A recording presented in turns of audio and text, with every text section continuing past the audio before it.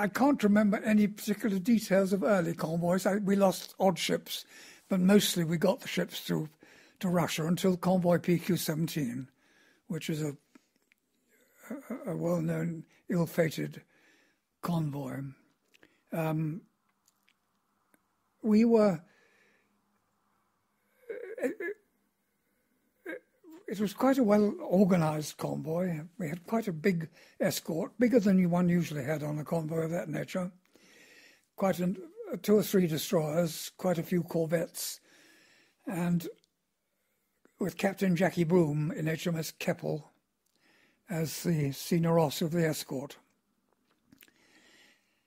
We went happily along with no interference, and we were north of Bear Island when the first...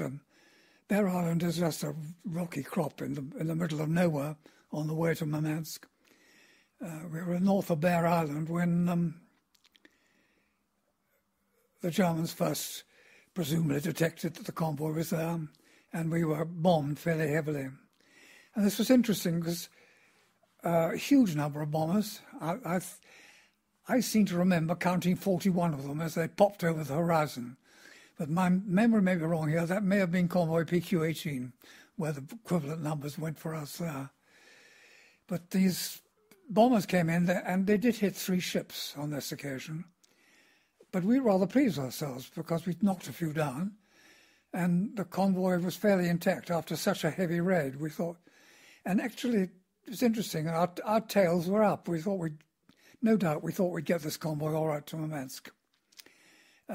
Because if we competed with that air raid, we couldn't compete with any. But, of course, that wasn't to be, because I think it was the next day after the air raid that these 3 ghastly signals arrived from the Admiralty.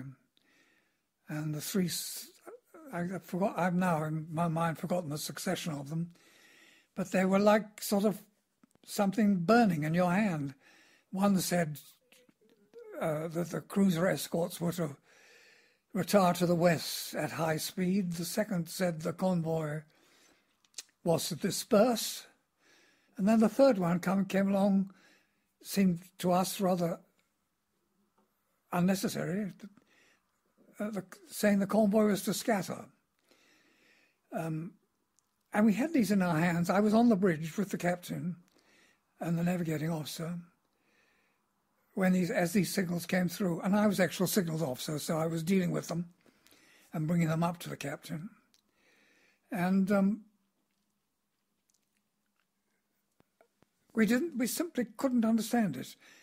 It was a most beautiful day, maximum visibility, and in the naval tactics, you only scatter a convoy when it's in imminent danger of surface attack. Well, nobody in sight. The convoy was not in imminent danger of surface attack, obviously. Why were we told to scatter?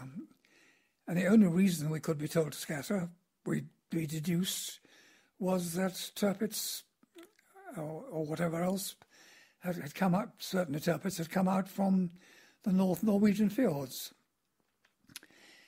But this puzzled us because there had been no intelligence that this was so. And there we were, told to do something that was totally against our instincts and totally against all the instructions and the fighting instructions for HM ships for the convoy. So we debated what we should do. And actually, we did consider on the bridge there, the captain obviously didn't fall in with it, we did consider pretending to be broken down and going back to join the convoy. But we didn't do this.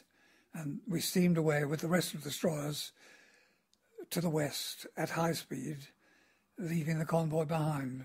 And I've vivid recollection of this. As I've said, it was the most beautiful day. It was a superb Arctic day. Wonderful Arctic mist and small icebergs floating by. Absolutely still surface of the water. You can't imagine anything more beautiful. And we were doing this awful deed, leaving the convoy. And as we went away, we heard the ships being bombed, hit by submarines, torpedoes, etc.